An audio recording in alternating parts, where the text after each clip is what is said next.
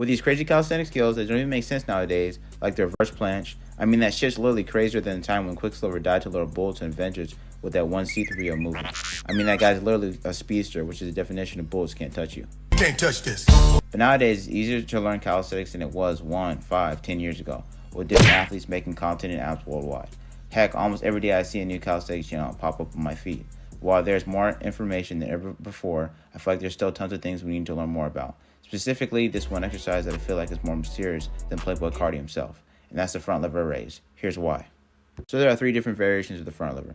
Full range of motion, bottom to top, and top to bottom, and they're not talked about enough. People either talk about the full range of motion or the partial reps as if they're the same thing. It's like white Air Force with black Air Force wears. Even though they seem similar, you finna catch a fade from the black ones if you get on the bad side. Picking a different variation can affect how fast you learn the front lever, and this will all depend on your finish level. Full range of motion is going to be the most difficult because it requires full range of motion, and doing the partial range of motion variations has its benefits if you're doing it correctly. From top to front lever is going to be moderate to high intensity, and bottom to front lever is just going to be moderate intensity.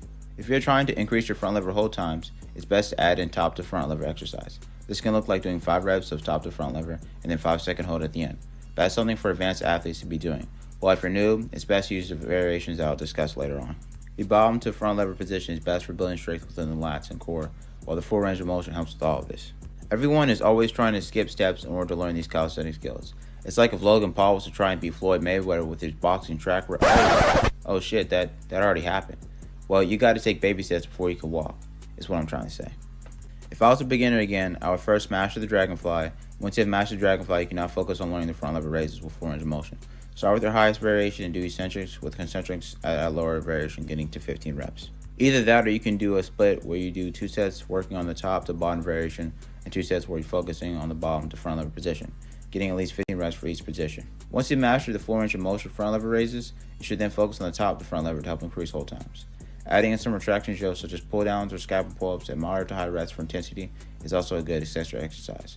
This exercise helps you build straight arm strength for the front lever. So while the front lever raise may be a confusing exercise, using this guide can help you build strength and muscle and learn new skills to impress the local baddies in your chemistry class. Get it? Because you guys have chemistry? If you watched to the end of the video, you must be fucking with a boy. If you want to become the strongest calisthenic athlete you can be, join my fever program. It's only for the price of a coloring book. And whatever you do, don't hurt your gains.